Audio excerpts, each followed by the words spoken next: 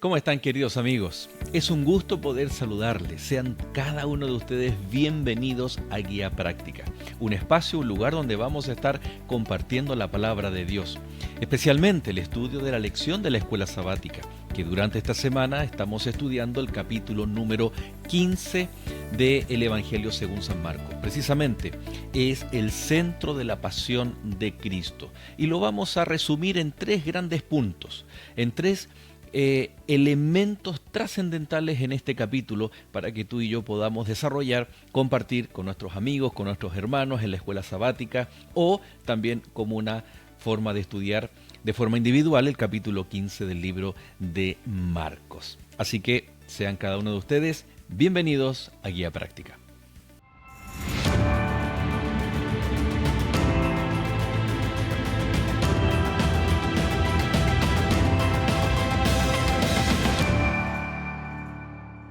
Y por supuesto queremos agradecer a cada uno de ustedes, gracias queridos amigos, que semanalmente están ahí escribiéndonos, enviando sus comentarios, enviándonos saludos, sus deseos de oración, sus pedidos también de oración.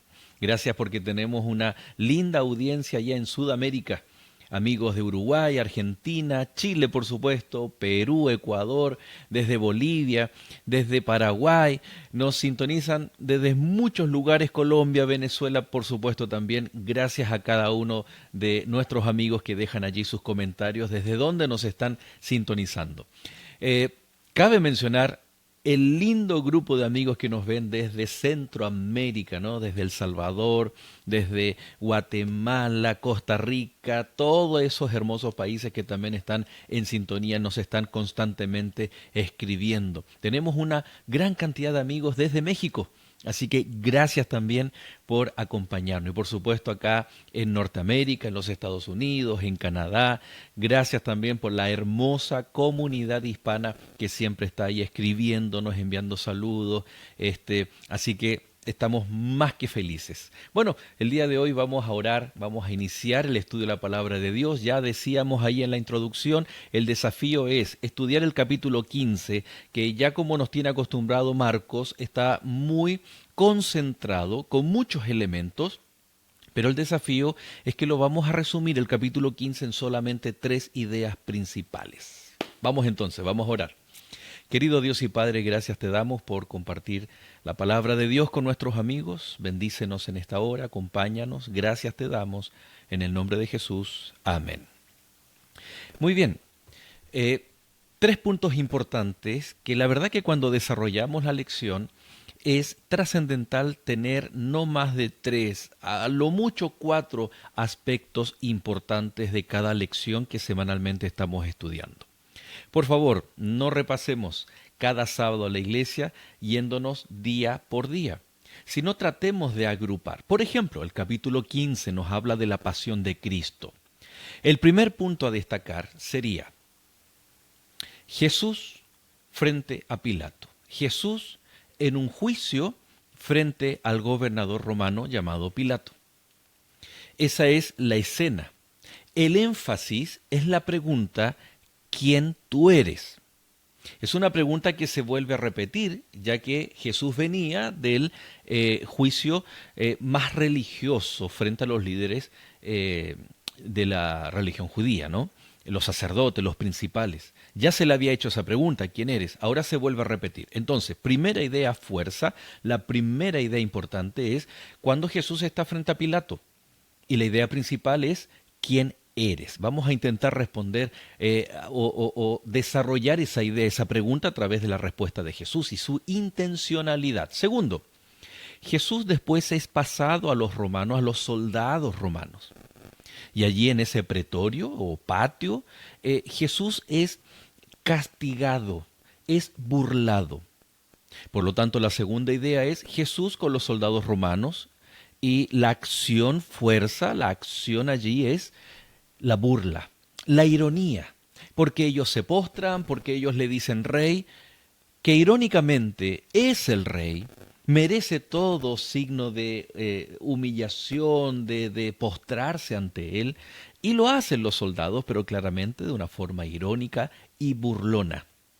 Tercero y último, la crucifixión de Cristo Jesús. Entonces tenemos estos tres elementos, en donde el tercero y último podemos resumirlo con aquella frase tremenda que Jesús esboza en la cruz, que es Eloi, Eloi, lama sabactani. Dios mío, ¿por qué me has desamparado? ¿Qué te parece? Así podemos tal vez cubrir este capítulo, ¿no? Que si bien termina con la sepultura de Jesús, estos tres elementos son los picos, son los momentos más altos y álgidos en el capítulo que Marcos intenta transmitirnos la pasión de Jesús. Por lo tanto, Jesús ante Pilato, Jesús ante los soldados y Jesús solitario en la cruz. ¿Por qué entonces él dice esas palabras? ¿Por qué él se siente abandonado? Y a estas tres ideas, la idea es hacerle preguntas, ir viendo de acuerdo a lo que va diciendo el texto bíblico. ¿Qué te parece? La lección resumida en estas tres principales ideas. Vamos entonces con el primer elemento. Dice la palabra de Dios que Jesús está frente a Pilato y Pilato le hace la siguiente pregunta. ¿Eres tú el rey de los judíos? Es similar, pero a la vez se diferencia de la misma pregunta que los líderes y sacerdotes y principales líderes religiosos en Jerusalén le habían hecho a Jesús en la madrugada, ¿no? ¿Eres tú el Mesías? Fue la pregunta que hicieron los líderes religiosos. Qué interesante que la palabra Mesías significa ungido. Y en la historia del pueblo hebreo, del pueblo de Israel, los reyes eran ungidos. Por lo tanto, al preguntarle a Jesús, ¿eres tú el ungido?, le estaban preguntando, ¿eres tú el rey? La misma pregunta, pero desde una óptica romana, le pregunta Pilato, ¿eres tú el rey de los judíos? Qué interesante que es la misma pregunta bajo puntos de vista completamente distintos, uno hebreo religioso y el otro político romano. Pero que Jesús responde de formas completamente diferentes también. Cuando los sacerdotes le preguntan a Jesús, ¿eres tú el Mesías? ¿Eres tú el ungido? ¿Eres tú el rey de Israel? La pregunta tenía que ver con las profecías, con lo que ellos estaban esperando, con lo que había sido anunciado, lo que ellos podían estudiar y con la interpretación que ellos debían darle. La respuesta de Jesús a los sacerdotes en la madrugada es, yo soy. Y de ahora en adelante veréis al Hijo del Hombre, al Hijo de Dios, sentado a la diestra de la majestad. Jesús responde reconociendo, cosa que lo hizo muy pocas veces. No más de 3 veces Jesús públicamente reconoce que Él es el Mesías, que Él es el cumplimiento, insisto, públicamente. Porque muchas personas lo identifican. ¿Recuerdan ustedes al ciego Bartimeo cuando grita, Jesús, hijo de David, ten misericordia de mí? Muchas personas llegaron a reconocer en Jesús el cumplimiento de las profecías mesiánicas. No obstante, él públicamente lo reconoció muy pocas veces. Marcos se ha encargado de enfatizar este silencio profético y mesiánico que Jesús siempre le pide que guarden a las personas que lo escuchan, las personas especialmente que son objeto de sus grandes milagros. No lo digan a nadie. Vaya o anda, muéstrate al sacerdote, pero no lo digas a nadie. Entonces Jesús pocas veces reconoce. La primera de ellas, por ejemplo, cuando está frente a la mujer allá en Samaria en el pozo. Y él dice, yo soy. Él reconoce que él es el cumplimiento del Mesías esperado. Y así, poquísimas veces, y la última de ellas es precisamente delante del Sanedrín. Y él reconoce que es el Mesías. Esto, por supuesto, provoca en ellos deseos incontrolables, esa rabia, crujían los dientes de rabia, rasgaban sus vestiduras para poder matar a Jesús. Pero, por muy líderes religiosos, por muy príncipes de Israel, ellos no podían dar una sentencia de muerte. Esta sentencia de muerte era solamente autorizada y dada bajo las leyes romanas. Por lo tanto, ellos comienzan, ¿no? Ustedes recuerdan allí que ya estudiamos en el capítulo 14, ellos tenían testigos falsos, tenían un montón de contradicciones en ese juicio que ellos tenían. Pero ahora necesitaban llevar ante Pilato con un argumento a Jesús. Entonces ahora, ellos no están interesados de que Jesús se autoproclame el Mesías. Ellos ahora toman un aspecto de la declaración de Jesús y lo toman como un rey, como alguien que se está autoproclamando rey, un rey político, que amenaza las pretensiones de gobierno de Roma. Este es el negocio de Pilato. El negocio de Pilato era que la gente gobernada pagara los impuestos, mantener la armonía, hasta cierto punto respetar las leyes del pueblo que gobernaba, como en el caso de la Torá, el Talmud. Los romanos respetaban ciertas reglas, ciertas normas, ciertas leyes de los judíos, pero por sobre todas las cosas, ellos estaban al gobierno porque era parte del Imperio Romano. Por lo tanto, Pilato necesitaba estar bien, necesitaba, y más aún, en una época del año en donde muchos judíos iban a Jerusalén, él necesitaba paz y armonía. Pues bien, entonces esta pregunta que Pilato le hace ante las acusaciones de los líderes judíos, ¿no? ¿Eres tú el rey de los judíos? Qué interesante que Pilato podría haber ocupado la palabra Israel. ¿Eres tú el rey de Israel? Que era un título profético, que tenía que ver con una pregunta de alguien que entiende las profecías. Pero el interés de Pilato era mantener la armonía en el reino, mantener la armonía en la provincia que él gobernaba. Por lo tanto, la pregunta no tiene que ver con suplir una necesidad de saber si Jesús era o no el Mesías, sino, ¿eres tú una amenaza para mi gobierno? Y por eso le pregunta, ¿eres tú rey de los judíos? Y no le pregunta, ¿eres tú rey de Israel? Porque rey de Israel, dijimos, tiene que ver con la profecía mesiánica. Tiene que ver con las promesas de reinado, de gobierno. Por lo tanto, la pregunta tiene que ver, ¿tú me eres causa de insurrección? Porque te están acusando de sedición. Y aquí es interesante que los líderes religiosos buscan un argumento que le sea atractivo a Pilato o de su interés, el poder resolver, el poder investigar, el poder emitir un juicio. A Jesús se le estaba acusando autoproclamarse rey de los judíos y por ende era una amenaza para el gobernador, era una amenaza para el mismo imperio. Y esa es la pregunta que le hace Pilato a Jesús. Y Jesús responde, tú lo has dicho. ¿Eres tú rey? Tú lo has dicho. ¿Eres tú rey de los judíos?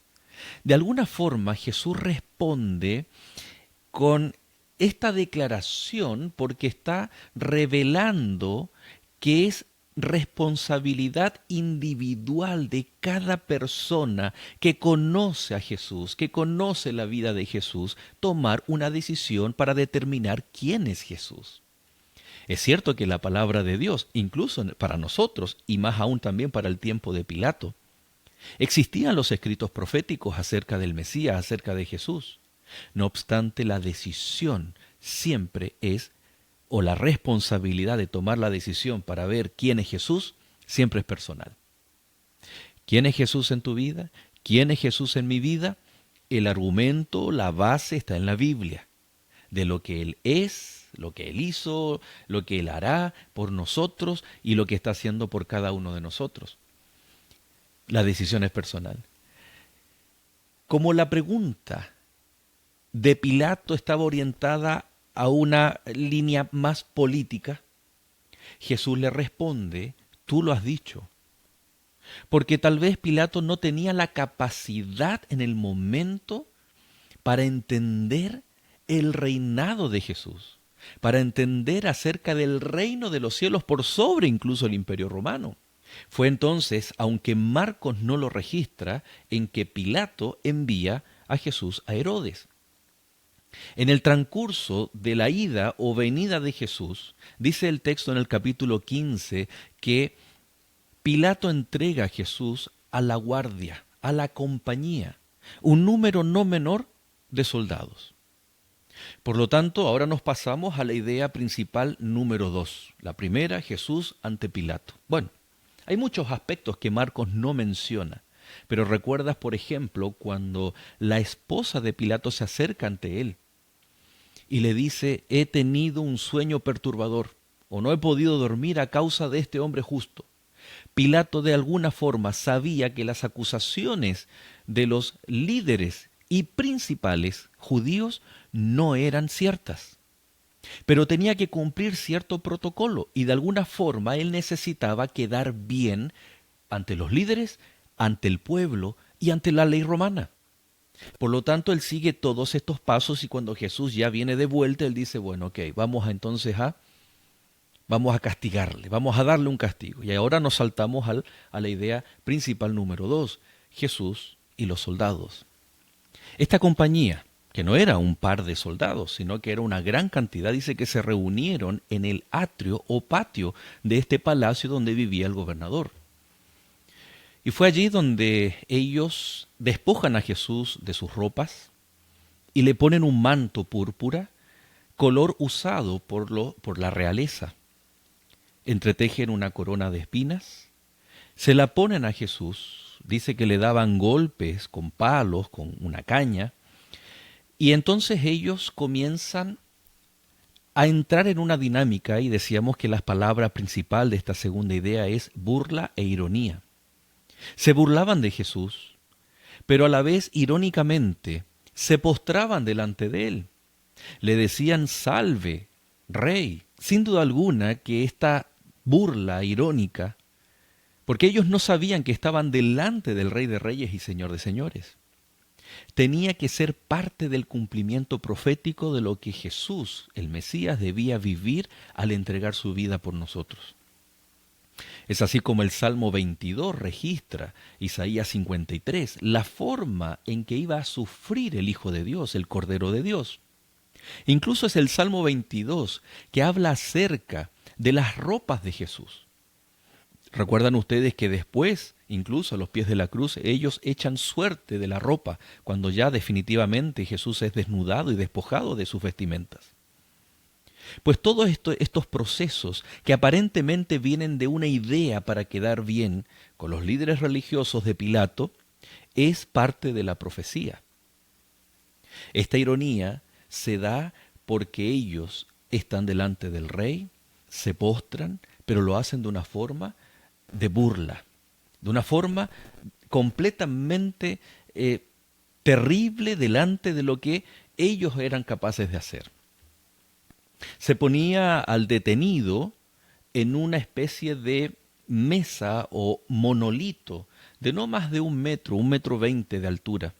Se le encadenaban las manos y comenzaba un castigo que, en estricto rigor, los soldados romanos tenían todas las prerrogativas para hacer lo que ellos quisieran con los instrumentos de flagelación, que podía ser, y la palabra flagelación y todos estos castigos, látigo, vienen del nombre en latín y traducido en la Biblia en griego de estos elementos de castigo, como un pequeño látigo hecho de cuerdas o de cuero, y en sus puntas tenía hueso o hierro o juntos, para poder destruir no solo la piel, los músculos, incluso históricamente hay escritos que mencionan que hasta los huesos eran quebrados a través de el flagelo y los látigos.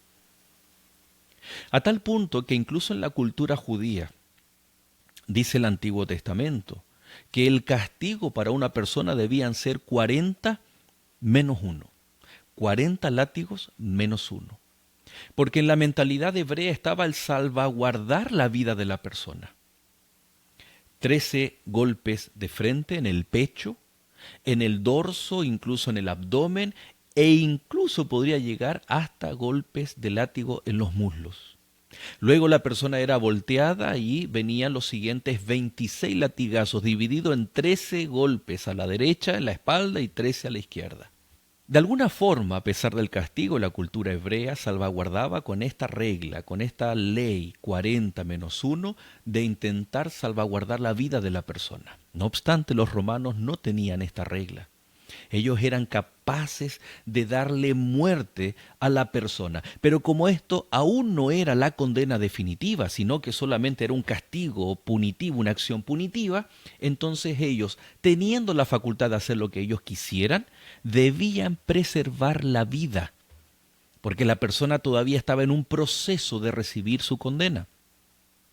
Por lo tanto, en este contexto Jesús se ve enfrente a los soldados. Todavía aún no está la condena, aún no está la propuesta final de Pilato, sino que Jesús ahora pasa por este castigo. Sus carnes son desgarradas, probablemente llegaban incluso hasta los huesos.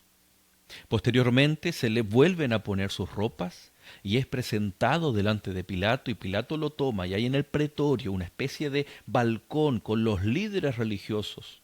Ahora, con todo este tiempo que ha pasado, es interesante que los primeros que llegan al palacio, a la casa de Pilato, al pretorio, eran los líderes religiosos, los sacerdotes, miembros del Sanedrín y los principales. No era todo el pueblo. Pero con toda la algarabía y con todo el interés que causaba Jesús, dice que la multitud, el pueblo, llega hasta este lugar. Y después de este castigo, y probablemente, como también lo mencionan los otros evangelios, después de la venida desde la casa de Herodes, Jesús ahora se enfrenta nuevamente a Pilato, pero esta vez Pilato, tomando una tradición que se daba solamente en la Pascua. La Pascua, recordemos, tiene que ver con la libertad, con la redención, con el rescate que Dios había hecho a su pueblo desde Egipto. Por lo tanto, el pueblo tenía una costumbre, o exigía una costumbre, que le parecía bien al Imperio Romano.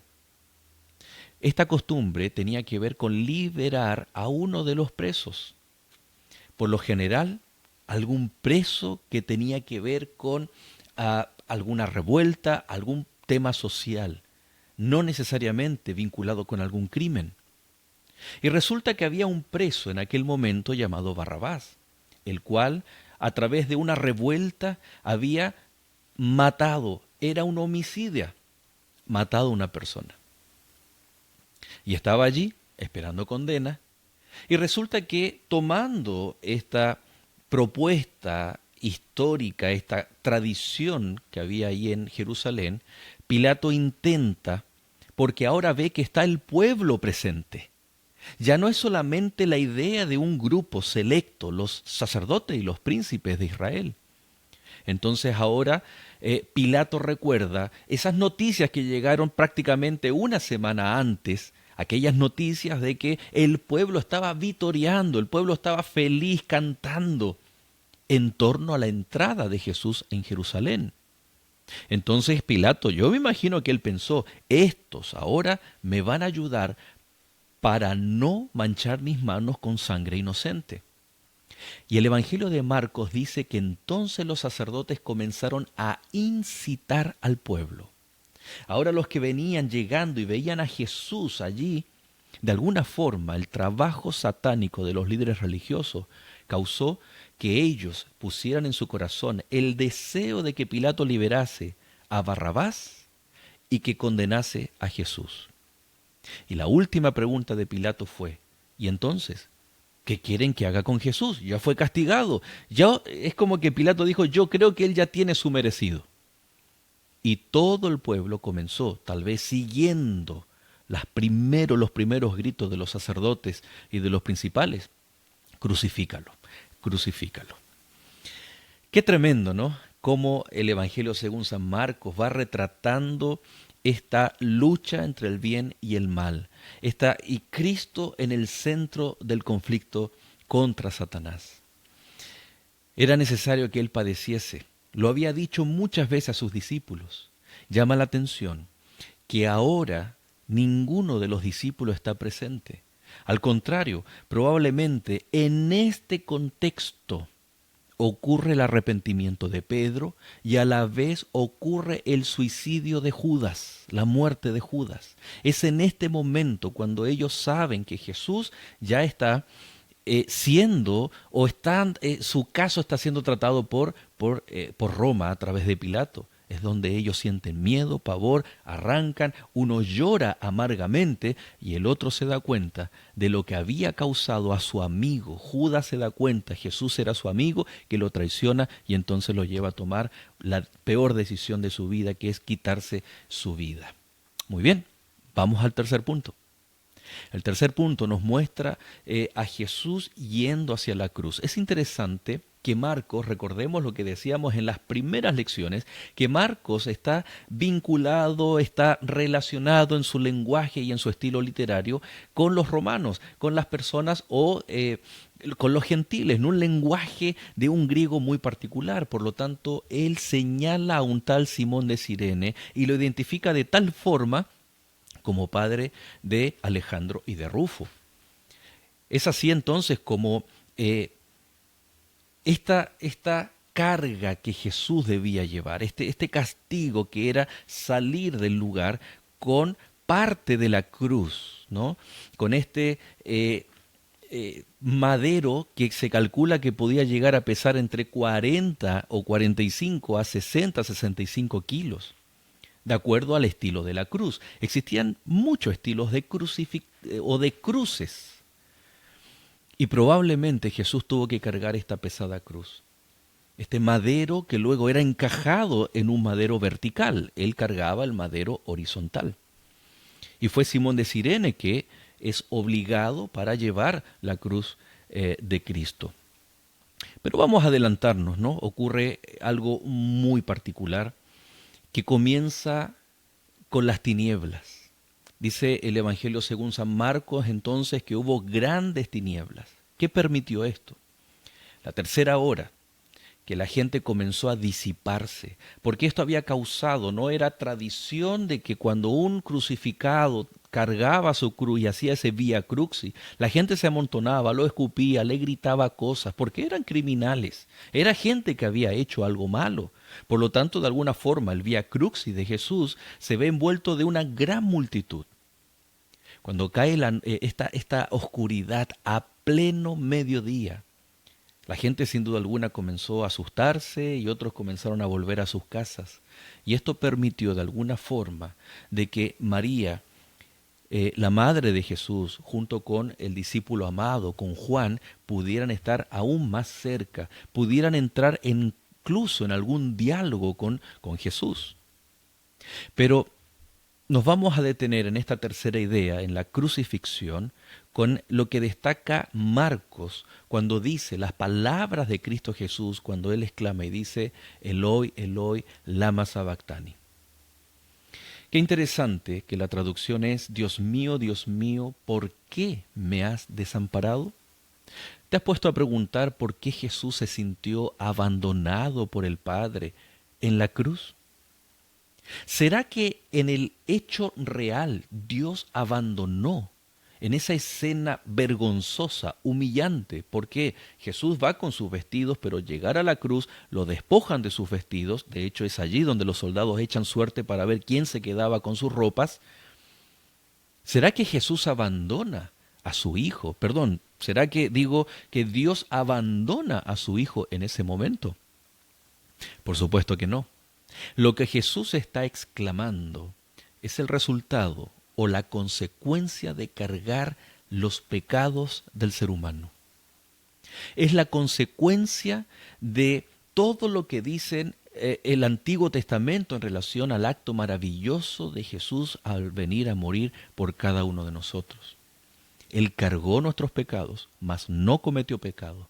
Pero el solo hecho del peso, aparte e independiente de los dolores físicos, del terrible sufrimiento que significaba la cruz como instrumento de tortura y de muerte, Jesús no se siente abandonado por el dolor físico. Jesús no se siente abandonado por las burlas, por la ironía, por el daño que les causó todo el pueblo que estaba allí, sino que fueron nuestros pecados lo que lo lleva a exclamar, Dios mío, ¿por qué me has desamparado?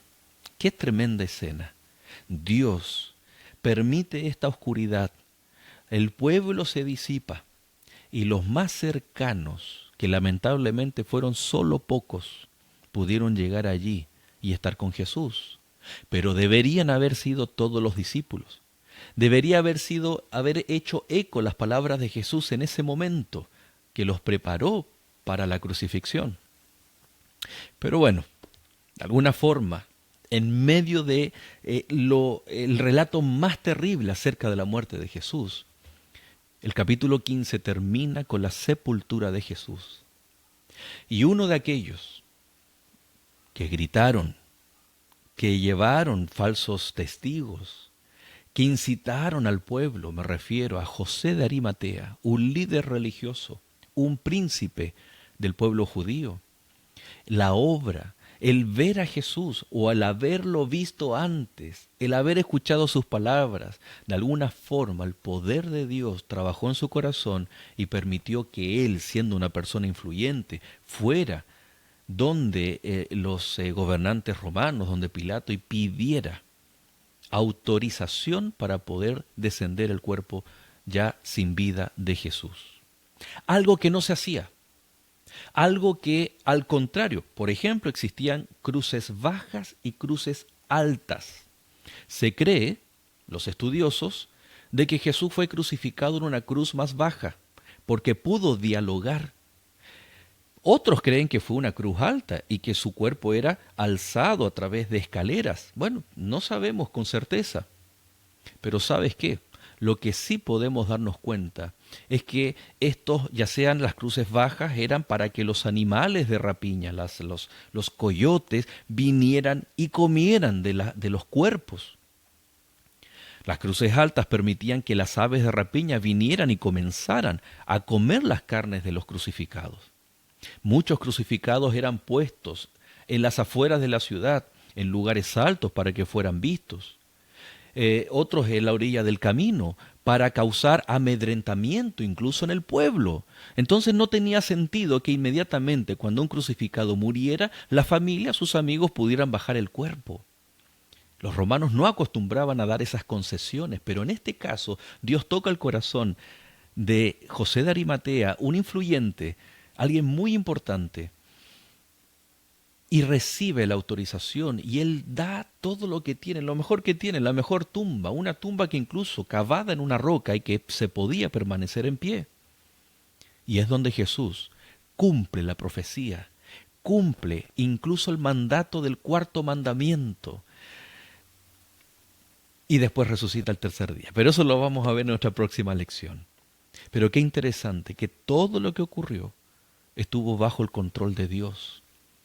Todo lo que ocurrió, voluntariamente Cristo lo hizo para darnos vida, para morir por nuestros pecados, pero así obtener la vida eterna. Recuerda, 3 ideas principales que podemos hacer preguntas, ¿no? Jesús con Pilato, ¿quién eres? ¿Eres tú el rey de los judíos? ¿Qué tipo de preguntas muchas veces nosotros se nos hacen, ¿no? ¿Eres tú adventista? ¿Eres tú crees? ¿Por qué no comes esto? ¿Por qué? ¿Con qué intencionalidad se nos hacen esas preguntas? El silencio de Jesús fue un silencio sabio que transmite la responsabilidad a quien hace la pregunta.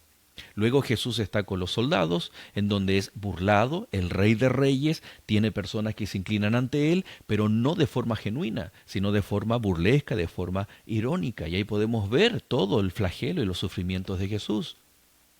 Luego vemos que Jesús incluso en la cruz exclama, Padre, Dios mío, ¿por qué me has desamparado? No es que Jesús haya quedado solo, sino que todo el cielo estaba expectante, estaba allí, atento a consumar el plan de salvación, sino que fue las consecuencias del pecado, de cargar la culpa, el pago, la deuda de nuestro pecado, para que así nosotros podamos tener la chance, la oportunidad, de acuerdo a tu decisión por fe, de tener vida eterna en Cristo Jesús. Y vemos esos detalles, ese milagro, ¿no? Una autorización para que antes de la puesta de sol del día viernes, antes de recibir el sábado, descender el cuerpo de Jesús y poder ponerlo en una tumba. Próxima semana vamos a continuar viendo en el capítulo 16, el último capítulo, en la última lección de esta temporada. Así que te invito a que podamos meditar, podamos mirar a la cruz y poder tomar decisiones en favor de Cristo Jesús, porque hoy hemos visto rápidamente qué tremendo, qué grande lo que Dios hizo enviando a su Hijo por ti y por mí. ¿Cómo entonces no vamos a tomar una decisión de fe en favor de Cristo Jesús? Oremos. Querido Dios y Padre, gracias te damos, Señor, porque en el capítulo 15 encontramos 3 ideas principales, en donde podemos, Señor, ver a Jesús transitando los últimos minutos de su vida para entregar su vida, para que nosotros podamos, Señor, tener vida eterna. Ayúdanos a ser fieles a ti y a tomar decisiones de vida eterna por Cristo Jesús, pues por Él oramos en esta hora. Amén y amén. Nos vemos hasta el próximo capítulo, que Dios te bendiga y recuerda, nos queda la última lección del Evangelio según San Marcos. Que Dios te bendiga.